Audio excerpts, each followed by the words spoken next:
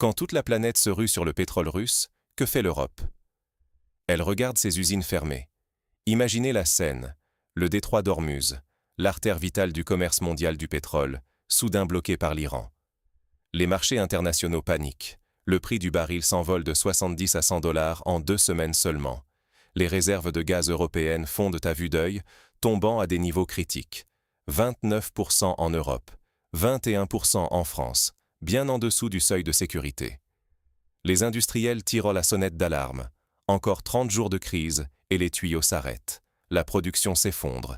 Des secteurs entiers, chimie, métallurgie, céramique, menacés de paralysie. L'Europe est au bord de l'asphyxie énergétique. Face à ce choc, les réactions fusent partout ailleurs. L'Inde, la Thaïlande, le Bangladesh n'hésitent pas une seconde. Ils réclament à Washington la levée des sanctions sur les hydrocarbures russes. Les États-Unis, qui menaient encore la croisade anti-russe la veille, cèdent immédiatement et rouvrent les vannes, y compris pour eux-mêmes. Les importateurs asiatiques continuent d'acheter russe, sans état d'âme ni justification. Partout, le pragmatisme l'emporte. Il faut sauver l'économie, les emplois, la stabilité. Sauf à Bruxelles. Là, l'Union européenne reste immobile. Pas de demande à Washington, pas de révision de sa politique, pas même un geste pour épargner ses propres industries. Alors que le reste du monde s'adapte et défend son pouvoir d'achat, l'Europe endure la crise, les coûts explosent, les fermetures d'usines s'enchaînent. Washington se soucie plus de la sécurité énergétique de ses concurrents que l'UE de la survie de ses citoyens. Comment expliquer ce choix? Pourquoi l'Europe, seule grande puissance, refuse-t-elle de faire comme tout le monde et de saisir l'opportunité du retour à l'énergie bon marché, même au prix de son industrie et de centaines de milliers d'emplois? Est-ce vraiment une question de principe, ou y a-t-il autre chose derrière ce discours vert et ces promesses de transformation? Revenons en arrière pour comprendre comment ce choix s'est construit. Avant la tempête, tout semblait sous contrôle, jusqu'à la fermeture d'Ormuz. Début mars, la situation paraissait presque maîtrisée. Le pétrole tournait autour de 70 dollars le baril, les réserves européennes de gaz, après un hiver relativement doux, étaient certes basses, mais rien d'alarmant. On oscillait autour de 29% dans l'UE, 21% en France, pour une norme qui frôle d'habitude les 40%. Les marchés, encore sous le choc des années précédentes, restaient nerveux, mais personne n'anticipait encore le séisme à venir. Puis, en l'espace de quelques heures, tout a basculé. Téhéran lance l'opération baptisée « Colère épique » et ferme le détroit d'Ormuz. Ce simple bras de mer, large de quelques kilomètres, est pourtant vital. Il concentre à lui seul 20% du transit pétrolier mondial, un véritable robinet de l'énergie globale. D'un coup, une part gigantesque du pétrole destiné à l'Europe s'évapore, comme si on avait tiré la prise d'un réacteur. Les effets sont immédiats, brutaux et surtout globaux. En 2 semaines, le prix du baril s'envole, bondissant de plus de 70%. Les marchés paniquent, les contrats à terme sur le gaz européen explosent, atteignant en quelques jours le double des niveaux de janvier. Pour les industriels, l'équation devient inextricable. Les coûts de l'énergie franchissent des plafonds historiques, tandis que les réserves, elles, s'amenuisent à vue d'œil. Mais surtout, un mur technique se dresse devant l'Europe. Le réseau gazier, pour fonctionner, a besoin d'une pression minimale. Si les stocks tombent trop bas, le gaz ne circule plus, tout simplement. Ce n'est pas une image. Les pipelines ne peuvent physiquement plus pousser le gaz dans les usines, les centrales ou les foyers. L'alerte retentit. 30 jours de blocage supplémentaires et le gaz cessera littéralement de circuler dans les tuyaux.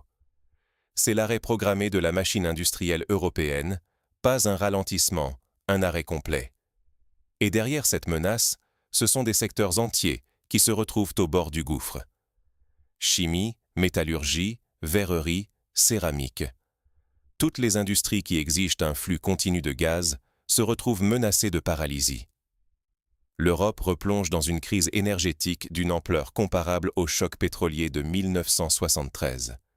Mais cette fois, avec une vitesse de propagation bien supérieure et sans le moindre délai pour s'adapter.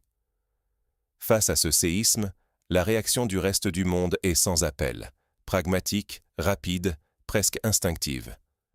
L'Inde, la Thaïlande, le Bangladesh, tous se précipitent vers Washington, demandent la levée temporaire des restrictions sur les hydrocarbures russes. Réponse américaine, feu vert immédiat. Les grands importateurs asiatiques, eux, n'ont même pas à demander. Ils continuent d'acheter le pétrole russe sans pression idéologique. Pour eux, la question est simple. Il faut nourrir l'économie, maintenir les usines en marche, protéger les emplois.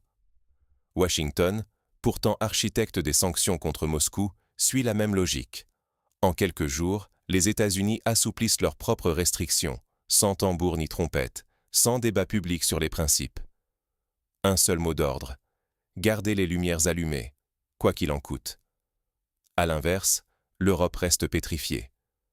Pendant que ses concurrents asiatiques renflouent à bas coût leurs réserves et sauvent leur compétitivité, Bruxelles maintient le cap des sanctions, même au prix d'une flambée insoutenable des prix de l'énergie. Résultat, les usines européennes s'enfoncent dans la crise, payant le gaz et l'électricité 3, 4, parfois 5 fois plus cher que leurs rivales en Asie. L'acier indien se vend à prix cassé, produit avec du gaz russe bon marché, tandis qu'en France ou en Allemagne, les mêmes industries étouffent sous les factures. Les emplois partent, les investissements fuient, la part de l'industrie dans la richesse européenne fond sous nos yeux. Le risque devient alors existentiel. L'effondrement industriel n'est plus une menace lointaine, mais une réalité imminente. Sans énergie, pas d'emploi, pas de croissance, pas de modèle social. C'est l'ensemble du niveau de vie européen qui vacille, sous la pression conjuguée du choc énergétique et de la concurrence déloyale orchestrée, au final, par notre propre intransigeance. Mais l'Europe, elle, reste figée. Pourquoi ce choix suicidaire? Pendant que l'Asie et les États-Unis s'approvisionnent, les usines européennes ferment. Oui, pendant que Pékin et Delhi achètent du pétrole russe à prix cassé, et que Washington multiplie les arrangements pour garantir à ses industriels une énergie abordable, l'Europe paie son gaz et son pétrole au prix fort, souvent en passant par des intermédiaires qui se servent au passage. Pourquoi? Parce que, contrairement à tous ses alliés, l'Union européenne a choisi de ne pas revenir sur ses sanctions énergétiques contre la Russie, même en pleine crise d'approvisionnement. Mais cette posture a un prix, et il est lourd. Les chiffres sont implacables. Rien que l'an dernier, on parle de plus de 100 000 suppressions directes d'emplois industriels et près de 300 000 avec l'effet domino sur les sous-traitants, la logistique, les services, les commerces locaux. Derrière chaque chiffre, il y a des familles, des villes entières qui voient disparaître la colonne vertébrale de leur économie. Prenons des exemples concrets. ArcelorMittal, le numéro 1 mondial de l'acier, a réduit sa production sur le continent européen. La raison, le coût délirant de l'énergie. Pour eux, produire en Europe n'a plus aucun sens économique face à la concurrence asiatique qui tourne avec du gaz russe bon marché. Même logique chez Renault, qui annonce des vagues de suppression d'emplois inédites depuis la crise financière de 2008. Ou encore, la fermeture brutale d'une fonderie emblématique en Bretagne, qui faisait vivre toute une région depuis des décennies. Le problème, c'est que l'industrie ne fonctionne pas en vase clos. Une usine qui ferme, ce sont des dizaines de PME fournisseurs, des transporteurs, des ateliers de maintenance, des écoles, des commerces, qui disparaissent autour. C'est l'effet domino. La disparition progressive de la base industrielle entraîne la ruine des chaînes d'approvisionnement, la désertification de territoires entiers. Ce n'est pas juste une statistique abstraite, c'est un bouleversement concret dans la vie quotidienne de millions d'Européens. Et l'hémorragie s'accélère. Pour la première fois, en 2025, il y aura en Europe plus de fermetures d'usines que d'ouvertures. Un basculement historique. Et quand on regarde de plus près ce qui ouvre, l'illusion s'effondre.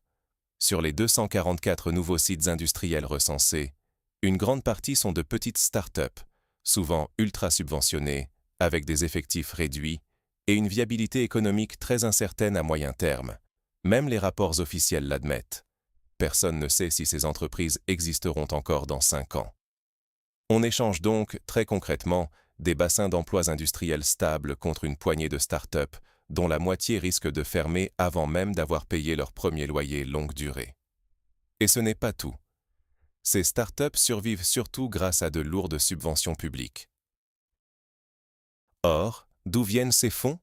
De la fiscalité des grandes industries classiques, métallurgie, chimie, mécanique, raffinage. Ces industries étaient les principaux contributeurs au budget de l'État et donc au financement de la protection sociale, des infrastructures et même des subventions pour les nouveaux secteurs. Mais maintenant que ces industries ferment, la base fiscale s'effondre. Moins d'emplois industriels, c'est moins d'impôts, moins de cotisations, moins de budget pour l'État-providence. On entre dans un cercle vicieux. Pour financer le passage à la nouvelle économie, il faut de l'argent de l'ancienne. Mais cette ancienne économie est précisément celle qu'on sacrifie. C'est comme essayer d'allumer un feu en brûlant le seul morceau de bois qu'on possède. Face à cette réalité, le discours officiel reste imperturbable. Les experts et instituts proches du pouvoir répètent que ces usines étaient obsolètes et polluantes, et qu'il s'agit d'un grand plan de transition, d'une transformation pilotée vers une économie plus verte. Le problème, c'est que ce récit ne tient debout que si on évite soigneusement de regarder les chiffres. Records de fermeture, chaînes industrielles brisées, emplois perdus sans équivalent réel dans les nouveaux secteurs. Et surtout, cette transition n'a rien d'un choix écologique sincère si l'on regarde ce que font nos concurrents. Partout ailleurs, on privilégie la survie industrielle, quitte à remettre les principes à plus tard. À force d'immobilisme, l'Europe prend le risque d'une désindustrialisation profonde et durable qui menace directement le pouvoir d'achat, la stabilité sociale, la compétitivité des entreprises et jusqu'à la survie de l'État-providence. Alors, ce grand discours de transformation verte est-il crédible face à la réalité des emplois qui disparaissent et des chaînes industrielles qui s'effondrent? Passons aux faits et posons la question. Les principes affichés résistent-ils à l'épreuve des choix concrets? Et si la transformation verte n'était qu'un rideau de fumée pour masquer une crise auto-infligée? C'est la question qu'on doit se poser, parce que le discours officiel de l'Union européenne sur la crise énergétique ressemble de plus en plus à une opération de diversion. Regardez bien. On parle de fermer des usines polluantes, de tourner la page sur l'ancienne industrie pour basculer vers une nouvelle économie plus propre, plus innovante, plus verte. Mais la réalité, c'est que derrière cette promesse de renouveau, le tissu industriel s'effondre à une vitesse record et les nouveaux emplois créés dans les filières dites vertes ne compensent pas les pertes massives dans l'industrie traditionnelle. En fait, si on examine les chiffres, le contraste saute aux yeux. Pour chaque poste supprimé dans la sidérurgie, la chimie, l'automobile, on crée à peine un emploi dans les énergies renouvelables ou les start-up de la tech verte. Pire, ces nouveaux jobs sont souvent précaires, mal payés, et existent principalement grâce à des subventions publiques. Or, d'où vient l'argent? Des impôts payés par l'ancienne industrie, justement celle qu'on est en train de sacrifier sur l'autel du progrès. C'est donc un cercle vicieux. Moins d'industrie, c'est moins de recettes fiscales. Moins de recettes, c'est moins de subventions pour financer la fameuse transition. Et à la fin, tout le système s'asphyxie. On détruit la vieille économie sans réussir à bâtir la nouvelle. Imaginez un instant. On prétend allumer un feu de camp pour l'avenir, mais le seul bois disponible, c'est ce qu'il reste de l'industrie classique. Et on brûle tout, sans plan B. C'est exactement ce qui se passe aujourd'hui. Les gouvernements européens, au lieu de regarder cette réalité en face, persistent à vendre cette transformation comme un choix stratégique et moral. Ils répètent que l'Europe doit montrer l'exemple, tenir bon sur les sanctions, sortir plus forte de la crise. Mais derrière les conférences de presse et les grandes déclarations, ce qu'on observe, c'est surtout une tentative d'éviter d'avouer que la stratégie initiale était une impasse.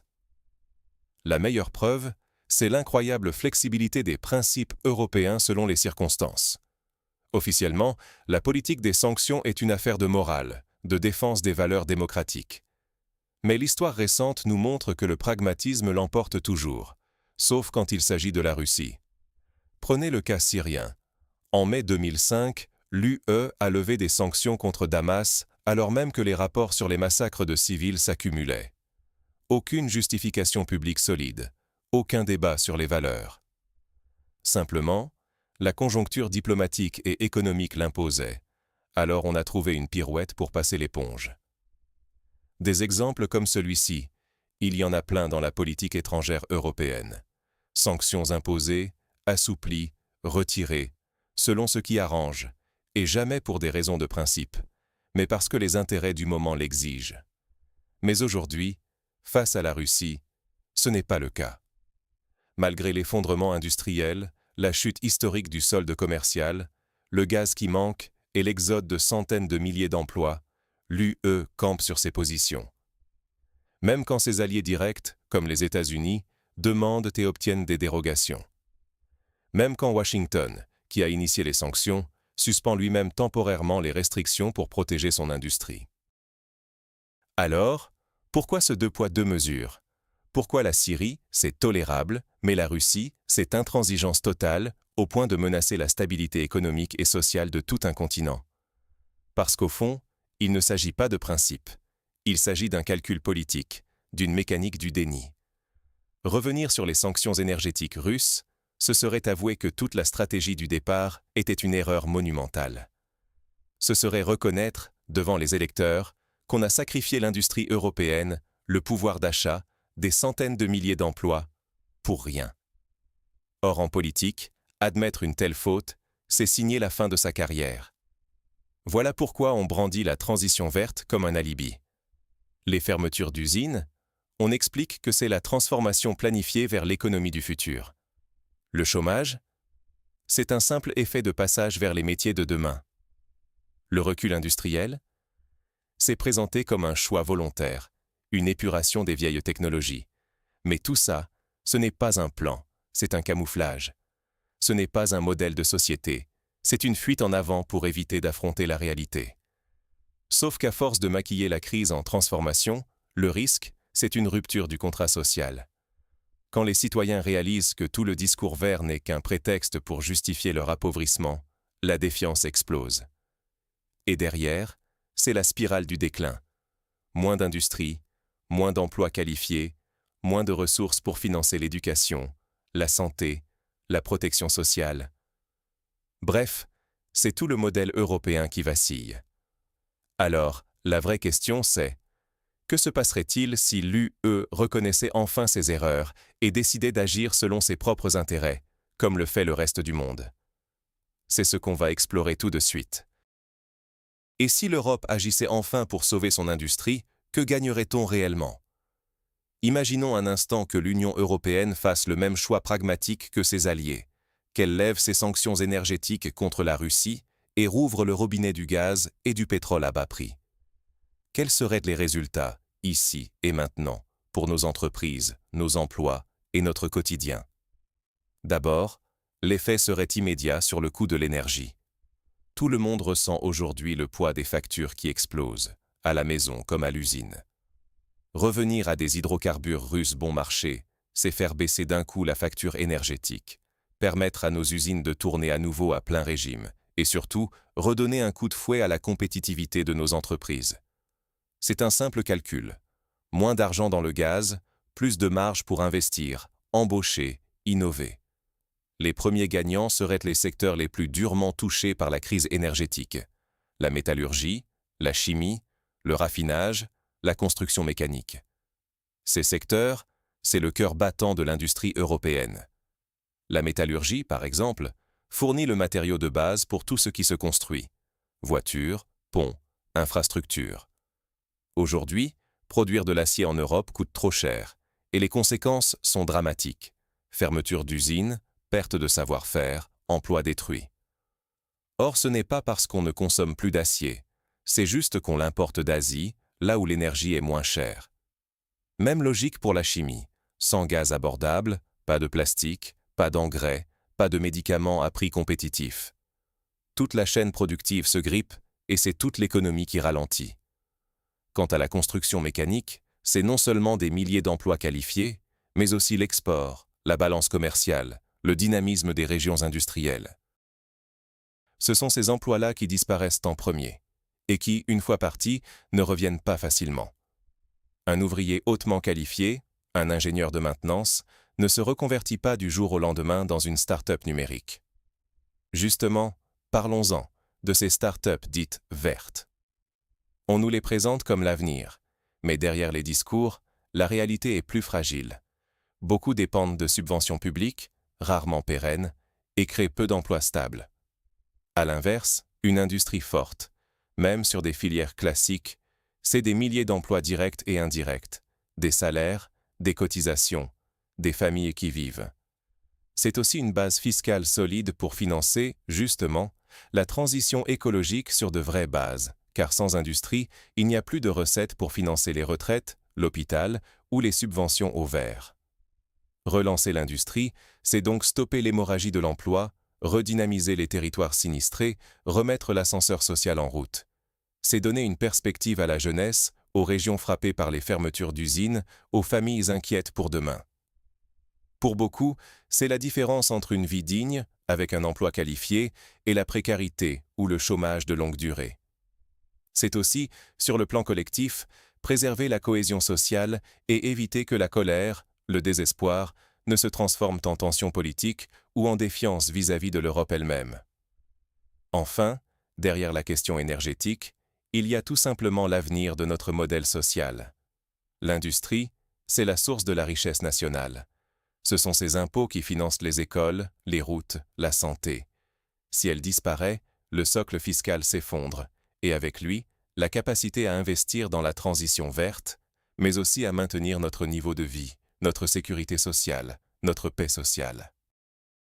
À l'inverse, ne pas agir, c'est accepter de condamner la prochaine génération à moins d'opportunités, moins de sécurité et un déclin inéluctable. C'est voir s'éloigner, année après année, ce pacte social qui a fait la force de l'Europe. L'enjeu n'est donc pas uniquement économique, il est civilisationnel. Mais alors, face à des alternatives aussi claires, pourquoi l'Europe s'obstine-t-elle dans ce choix d'autosabotage? C'est la question centrale à laquelle il faut maintenant répondre. Derrière la transition, une défaite industrielle camouflée. Jusqu'à quand? Voilà la vraie question qui plane sur l'Europe aujourd'hui. Car ce qui s'est joué ces derniers mois, la fermeture du détroit d'Ormuz, la flambée des prix de l'énergie, la paralysie industrielle, n'a fait que mettre en lumière un choix politique lourd de conséquences. L'Union européenne, contrairement à presque tous les autres acteurs mondiaux, a refusé de faire machine arrière sur ses sanctions énergétiques contre la Russie. Pas par conviction profonde, ni par ambition écologique sincère, mais pour éviter le pire cauchemar de toute élite politique, reconnaître une erreur stratégique. Ce choix n'a rien de vertueux. Il se paie, chaque jour, dans le silence feutré des usines à l'arrêt, dans le désarroi de centaines de milliers de salariés qualifiés, dans la dégringolade de la compétitivité européenne. On parle ici de secteurs entiers, la métallurgie, la chimie, la construction mécanique, qui ne sont pas des start-up subventionnées au futur incertain, mais le socle fiscal de nos systèmes sociaux, de nos retraites, de notre protection santé. Quand ces emplois disparaissent, ils n'emportent pas seulement des compétences ou des savoir-faire. Ils enlèvent aussi la base même qui finance la solidarité et, paradoxalement, alimente les subventions du fameux « transition verte ». Voilà le paradoxe glaçant. L'Europe, en sacrifiant son industrie sur l'autel de la transformation, scie la branche financière sur laquelle repose la transition qu'elle prétend mener. C'est une logique implacable, que personne n'ose assumer publiquement. Car admettre qu'on a besoin de ressources russes, ce serait reconnaître un échec, un pari perdu, et donc courir le risque politique de perdre son siège, sa carrière, ses privilèges. Alors, au lieu d'ajuster la stratégie comme l'a fait Washington, qui, lui, a levé temporairement certaines sanctions dès que sa sécurité énergétique l'exigeait, sans grandes envolées morales, Bruxelles a préféré laisser les usines fermées, les factures exploser et les citoyens payer l'addition, tout en continuant de parler de transformation et de valeur. Et c'est là que se trouve le coût réel de ce silence politique. Ce ne sont pas seulement des bilans financiers, mais l'avenir de tout un continent qui est en jeu. Un tissu industriel, ça ne se reconstruit pas d'un claquement de doigts. Un ouvrier licencié ne devient pas ingénieur informatique en 6 mois. Derrière les graphiques et les discours, il y a des vies, des familles, des régions entières qui se voient privées de perspectives. Et plus le temps passe, plus la facture gonfle, jusqu'au moment où il ne restera que la nostalgie d'une Europe industrielle forte.